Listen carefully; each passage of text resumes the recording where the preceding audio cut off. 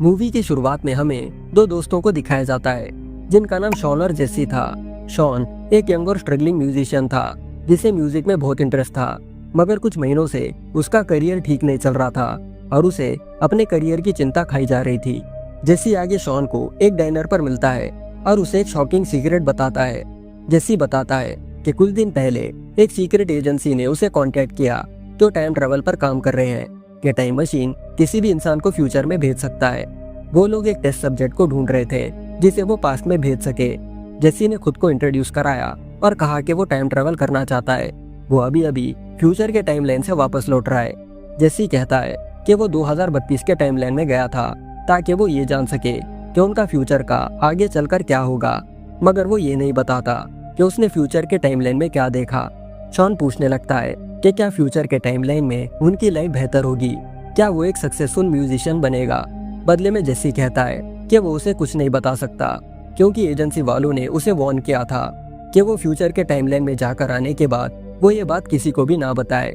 उसे भी इसी शर्त पर फ्यूचर में भेजा गया कि वो फ्यूचर के टाइमलाइन की कोई भी चीज अपने साथ पास्ट में नहीं लाएगा और न ही फ्यूचर के टाइमलाइन में जाने के बाद किसी से बात करेगा, क्योंकि ऐसा करने से टाइम पैराडॉक्स क्रिएट होगा और दोनों टाइमलाइंस ब्रेक हो जाएगी।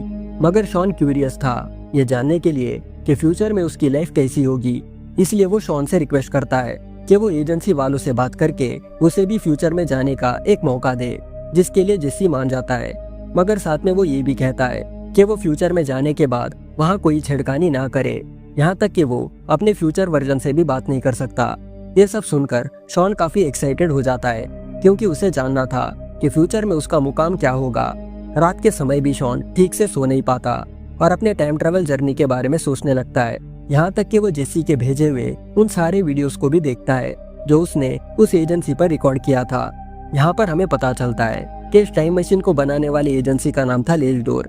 ये एजेंसी दुनिया की नजरों से छुपकर अपनी रिसर्च और एक्सपेरिमेंट्स करते, क्योंकि एजेंसी वालों का ये मानना था कि अगर लोगों को इस मशीन के बारे में पता चला तो सभी टाइम ट्रेवल करने लगेंगे, जिससे उनके स्पेस टाइम फैब्रिक में दरारें आने लगेगी और यूनिवर्स कोलैप्स हो जाएगा। इसलिए वो सीक्रेटली अपने टाइम मशीन की टेस्टिंग कर रहे थे। अगली सुबह शॉन उस एजेंसी के हेडक्वार्टर्स पर पहुंचता है जो दिखने में एक आम बिल्डिंग की तरह दिखाई दे रही थी। उसकी मुलाकात फेलिशिया नाम के एक साइंटिस्ट से होती है जो उस टाइम मशीन की टेस्टिंग करती थी, और फेलिशिया ही वो औरत है जो शॉन को फ्यूचर में भेजने वाली है। डॉक्टर फेलिशिया आगे शॉन को साइन करने कुछ डॉक्यूमेंट्स देती है।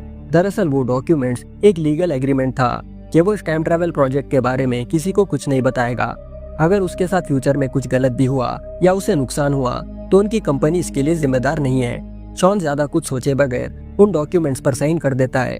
टाइम ट्रैवल करने से पहले शॉन का मेडिकल चेकअप होता है ताकि एजेंसी वाले भी कंफर्म कर सके कि शॉन फिजिकली बिल्कुल फिट है। शॉन आगे फेलिशिया से पूछता है कि उसने अब तक कितने लोगों को फ्यूचर में भेजा, तो जवाब में फेलिशिया की असिस्टेंट जेनी कहने लगती है कि उन्होंने अब तक सिर्फ एक ही इंसान को फ्यूचर में भेजा था और शॉन अब वो दूसरा आदमी होगा। जेनी शॉन को ये भी बताती है कि टाइम ट्रैवल करने के बाद से जेसी थोड़ा सहमा सहमा रहने लगा। शॉन कहता है कि ये तो उसने भी नोटिस किया था। शॉन को पक्का यकीन था कि जेसी ने फ्यूचर में जरूर कुछ न कुछ देखा है जिसे वो बताना नहीं चाहता। शायद उनके साथ फ्यूचर में कुछ बुरा होने वाला है। और तो और शॉन को ये बात भी खाई जा रही थी कि फ्यूचर में वो सक्सेसफुल बनेगा या नहीं। वो ये भी जानना चाहता था कि वो और उसकी गर्लफ्रेंड निकोल फ्यूचर में साथ होंगे या नहीं। आगे शॉन को स्पेशल ट्रेनिंग दी जाती है कि फ्यूचर के टाइमलाइन में पहुंचने के बाद वो क्या कर सकता है और क्या नहीं। वो रोज उस फैसिलिटी पर आता और अपनी ट्रेनिंग कंप्लीट करता। अब डॉक्टर फेलिशिया शॉन को एक बात क्लियर कर देती है कि चाहे जो हो जाए, फ्यूचर के टाइमलाइन में पहुंचने के बाद वो ना तो किसी से बात करेगा और ना ही किसी इवेंट को चेंज करने की कोशिश करेगा। वो फ्यूचर के टाइमलाइन की कोई भी चीज अपने साथ प्रेजेंट टाइमलाइन में नहीं ला सकता। जब 3 दिन कंप्लीट हो जाएंगे तो वो टाइम मशीन खुद ब खुद उसे वापस यहाँ पर ले आएगी। अगर उसने फ्यूचर के टाइमलाइन में छेड़खानी की तो इससे पूरा यूनिवर्स एग्जिस्ट करना बंद कर देगा, इसलिए उसे इस चीज का खास ख्याल रखना होगा। बदले में शॉन कहता है कि वो इस बात का ध्यान रखेगा। जेनी आगे शॉन से कहती है कि उन्होंने उनके टाइम मशीन को अपग्रेड किया है जिससे शॉन 3 दिन फ्यूचर के टाइमलाइन में रह सकता है, मगर 3 दिन होने के बाद फ्यूचर की टाइमलाइन शॉन को रिजेक्ट करना शुरू कर देगी, जो वो अपने बॉडी के अंदर भी फील करेगा। 3 दिन कंप्लीट होते ही शॉन वापस अपने प्रेजेंट टाइमलाइन में पहुंच जाएगा। आगे डॉक्टर फेलिशिया टाइम मशीन को ऑन करती है, जिसके बाद शॉन को अजीबोगरीब लाइट्स और ज्योमेट्रिक पैटर्न्स दिखाई देने लगते हैं। देखते ही देखते शॉन 2032 के टाइमलाइन में पहुंच जाता है और वहां की जगह को एक्सप्लोर करने लगता है।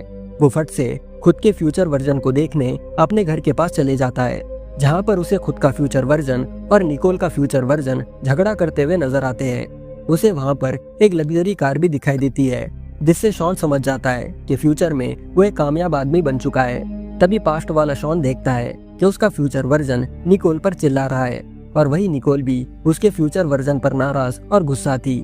निकोल इसलिए गुस्सा थी क्योंकि उसे लग रहा था कि फ्यूचर शॉन उस पर चीट कर रहा है, और तो और वो एक कंसर्ट करने देश से बाहर जा रहा था और उसने निकोल को भी अपने साथ ले जाने से मना कर दिया। अब फ्यूचर शॉन निकोल को जवाब में कुछ नहीं कहता और चुपचाप वहां से चले जाता है। वही पास्ट वाला शॉन ये देखकर हैरान हो जाता है कि वो एक कामयाब और पैसे वाला इंसान तो बन गया, मगर उसमें अब बहुत ज्यादा घमंड आ चुका है। जिस औरत से वो सबसे ज्यादा प्यार करता है, वो फ्यूचर में उसी के साथ ठीक से बर्ताव नहीं कर रहा। तभी वो एक डिसीजन लेता है जो बहुत खतरनाक था। पास्ट वाला शॉन सोचता है कि उसे सब वापस सही करना होगा। शॉन आगे एक होटल रूम बुक करता है और अपने फ्यूचर वर्जन की तरह ड्रेस होकर निकोल से मिलने की सोचता है, क्योंकि उसका फ्यूचर वर्जन तो कंसर्ट के लिए फॉरेन जा चुका था। उसका प्लान ये था कि वो निकोल के साथ कुछ दिन साथ रहेगा और सब चीजें फिक्स करने की कोशिश करेगा।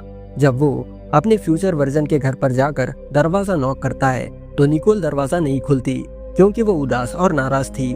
तभी शॉन ये कह देता है कि उसने अपनी ट्रिप कैंसिल कर दी है ताकि वो दोनों साथ में टाइम स्पेंड कर सके। ये सुन निकोल पास्ट वाले शॉन को घर के अंदर आने देती है। अब रात के समय ये दोनों बैठकर बातें करते हैं। शॉन को ये सब रियल नहीं लग रहा था, क्योंकि उसके पास टाइमलाइन में वो निकोल को कभी प्रपोज नहीं कर पाया, मगर आज वो उसके साथ है। अब शॉन के दिमाग में बहुत सारे ख्याल आने लगते हैं और वो सोचने लगता है कि उसके फ्यूचर वर्जन में और निकोल में ऐसा क्या हुआ जिससे इनके रिश्ते में दरार आने लगी। वो अब ठान लेता है कि अगले 2 दिन वो निकोल के साथ रहेगा और उसे समझने की कोशिश करेगा। कुछ समय बाद शॉन निकोल को एक फैंसी रेस्टोरेंट पर ले जाता है, जहाँ सिर्फ अमीर लोग जाते थे। ये दोनों साथ में डिनर करने बैठ जाते हैं। यहाँ पर निकोल कहती है कि लास्ट टाइम जब वो उसके साथ इस रेस्टोरेंट पर आया था तो वो उसके सामने एक लड़की के साथ फ्लर्ट कर रहा था, जो उसे बिल्कुल भी अच्छा नहीं लगा। शॉन ये सुनकर परेशान हो जाता है, क्योंकि उसे भी ये बात पता नहीं थी। वो निकोल से माफी मांगता है और कहता है कि वो आगे से ऐसी नीच हरकत कभी नहीं करेगा। बदले में निकोल कहती है कि शॉन एक बड़ा सुपरस्टार बन चुका है, इसलिए सब लड़कियां उस पर मरती है। शायद इसी वजह से वो उससे दूर हो रहा है, क्योंकि उसके पास अब ढेर सारे ऑप्शंस है। डिनर करते समय निकोल कहती है कि वो शॉन के साथ रिलेशनशिप में इसलिए आई क्योंकि वो पैसे वाला बन चुका है। वो उसके साथ इसलिए रह रही है क्योंकि वो शॉन के पैसों से खुद के म्यूजिक को प्रमोट करके आगे बढ़ना चाहती है। ये सुनने के बाद शॉन को दिल ही दिल में बहुत बुरा लगता है, क्योंकि निकोल उसके साथ रिलेशनशिप में इसलिए है क्योंकि वो फेमस था। अगर वो ये सब हासिल नहीं करता तो निकोल उसे घास भी नहीं डालती। शायद इसी वजह से उसका फ्यूचर वर्जन निकोल में इंटरेस्टेड नहीं है। उसने जितने भी सपने निकोल के लिए देखे थे वो सब टूट गए थे। फिर भी शॉन चाहता था कि वो उसके और निकोल के रिलेशनशिप को ठीक करे। वापस घर पर पहुंचने के बाद शॉन कहता है कि वो निकोल से शादी करके उसके साथ फैमिली स्टार्ट करना चाहता है। बदले में निकोल कहती है कि तुमने तो मुझसे वादा किया था कि जब तुम कामयाब हो जाओगे तो मुझे भी मेरे करियर में हेल्प करोगे, और अब तुम शादी, फैमिली और बच्चों की बात कर रहे हो। शॉन को अब समझ आने लगता है। वो सोचता है कि उसके फ्यूचर वर्जन के साथ जो भी हो रहा है उसमें उसकी कोई गलती नहीं है। वो बस अपने करियर पर फोकस्ड है और वो निकोल की मदद नहीं कर रहा। शायद इसी वजह से वो दुखी और नाराज है। अगली सुबह जब शॉन की आंख खुलती है तो उसे अजीब सा फील होने लगता है, जैसे वो बीमार हो। उसके हाथ भी कांप रहे थे और उसकी नजर भी कमजोर पड़ने लगी थी। शॉन समझ जाता है कि फ्यूचर की टाइमलाइन उसे रिजेक्ट कर रही है, क्योंकि वो इस टाइमलाइन का नहीं है। उसके पास टाइम कम है और वापस जाने से पहले उसे सब सही करना होगा। उसी शाम निकोल और शॉन के दोस्त के पार्टी में जाते हैं। पार्टी में उसके दोस्त पूछते हैं कि वो तो कंसर्ट में गया था, तो वो यहाँ पर क्या कर रहा है। जिस पर शॉन कहता है कि वो निकोल के लिए अपनी ट्रिप कैंसिल कर दी है ताकि वो निकोल के साथ थोड़ा टाइम स्पेंड कर सके। शॉन के इस बर्ताव को देख निकोल कहने लगती है कि पिछले 2 दिनों से शॉन का बिहेवियर काफी बदल चुका है। शायद वो सच में उससे प्यार करने लगा है। वो उससे शादी करके सेटल होने के लिए तैयार है, मगर शॉन को अपना म्यूजिक करियर छोड़ना होगा। ये सुन शॉन काफी खुश हो जाता है, क्योंकि फाइनली निकोल उसके साथ सेटल होने के लिए राजी हो गई थी। तभी उसे याद आता है कि वो इस टाइमलाइन को बिलोंग नहीं करता। जब फ्यूचर शॉन ट्रिप से वापस आएगा तो उसमें और निकोल में फिर से झगड़े होंगे, क्योंकि उसने निकोल से बहुत सारे वादे किए हैं जिसके लिए शायद उसका फ्यूचर वर्जन राजी ना हो। तभी पार्टी पर उसे जेसी दिखाई देता है जो शॉन का बेस्ट फ्रेंड था, मगर जेसी की हालत काफी खराब थी। वो उदास और थका हुआ नजर आ रहा था। यहाँ शॉन को रियलाइज होता है कि जेसी टाइम ट्रैवल करने के बाद से इतना उदास क्यों था, क्योंकि जेसी ने फ्यूचर में अपने फ्यूचर वर्जन की हालत देखी है जो एक नशेड़ी और दुखी आदमी बन गया था, और वही शॉन के पास फेम, पैसे और सब कुछ था। वो दिल ही दिल में जेसी के लिए बुरा महसूस करता है, क्योंकि आखिरकार जेसी उसका बेस्ट फ्रेंड था। मगर उसे इस बात का बुरा लगता है कि जेसी ने फ्यूचर में आने के बाद अपने हालात को बदलने की कोशिश नहीं की। अब देखते ही देखते 3 दिन कंप्लीट हो जाते हैं और शॉन वापस अपने प्रेजेंट टाइमलाइन में पहुंच जाता है। पर शॉन ये भूल गया था कि उसे फ्यूचर में इवेंट्स के साथ छेड़खानी नहीं करनी चाहिए थी। दूसरी तरफ साल 2035 में फ्यूचर शॉन अपने ट्रिप से घर लौटता है, और जैसे वो घर के अंदर पैर रखता है वो पाता है कि पूरा घर साफ सुथरा है, क्योंकि निकोल के साथ जब कभी उसकी बहस होती निकोल घर में तोड़फोड़ करती। तभी निकोल चेहरे पर एक बड़ी सी स्माइल लेकर शॉन को वेलकम करती है। निकोल पूछती है कि कल पार्टी से वो अचानक कहाँ चला गया। उसने उसे हर जगह ढूंढा पर वो उसे कहीं नहीं मिला। बदले में शॉन कहता है कि तुम कौन सी पार्टी के बारे में बात कर रहे हो, मैं तो कंसर्ट करने फॉरेन गया था। फ्यूचर शॉन को लगता है कि शायद निकोल नशे की हालत में है, इसलिए वो उटपटांग बातें कर रही है। वो आगे निकोल को इग्नोर करते हुए नीचे चला जाता है, मगर निकोल भी उसके पीछे पीछे आने लगती है। शॉन को समझ नहीं आता कि निकोल उसके साथ इतने अच्छे से पेश क्यों आ रही है, वरना वो रोज उसके साथ झगड़ा करने का मौका ढूंढती। कुछ दिन बीत जाते हैं और निकोल भी शॉन के साथ अच्छे से पेश आने लगती है ताकि वो दोनों शादी करके खुशी खुशी रह सके। फिर एक दिन निकोल ये कहती है कि वो अपना म्यूजिक करियर छोड़ने के लिए तैयार है और वो उससे शादी करेगी। ये सुन फ्यूचर शॉन कहता है कि मैंने तुम्हें कब अपना करियर सैक्रिफाइस करने को बोला, और तो और मैं अपने म्यूजिक करियर को कभी नहीं छोड़ने वाला। पता नहीं तुम मेरे साथ इतने अच्छे से बर्ताव क्यों कर रही हो। गुस्से में शॉन जब ऊपर जाता है तो उसे उसके मेट से पता चलता है कि पिछले 3 दिनों से वो निकोल के साथ यहीं घर पर था। उसने अपनी आंखों से उन दोनों को साथ में देखा है। शॉन को कुछ समझ नहीं आता कि यहाँ पर चल क्या रहा है, इसलिए वो सीधा अपने दोस्त जेसी को फोन लगाता है। जेसी भी बताने लगता है कि उसने कल पार्टी पर शॉन को देखा था। इतना ही नहीं, उस पार्टी में उन दोनों की बातचीत भी हुई। अब शॉन को सब समझ आने लगता है। वो कहता है कि शायद उसका पास्ट वर्जन उसके जाने के बाद यहाँ पर आया और निकोल के साथ रहने लगा। ये सारा रायता उसी के पास्ट वर्जन ने फैलाया है। शॉन आगे जेसी से मिलता है और बताने लगता है कि उसने भी साल 2025 में टाइम ट्रैवल किया था, मगर उसने फ्यूचर के टाइमलाइन के साथ कोई छेड़खानी नहीं की। शायद उसका पास्ट वर्जन निकोल को यहाँ पर ये बताने आया कि वो बदल चुका है और वो उससे शादी करना चाहता है।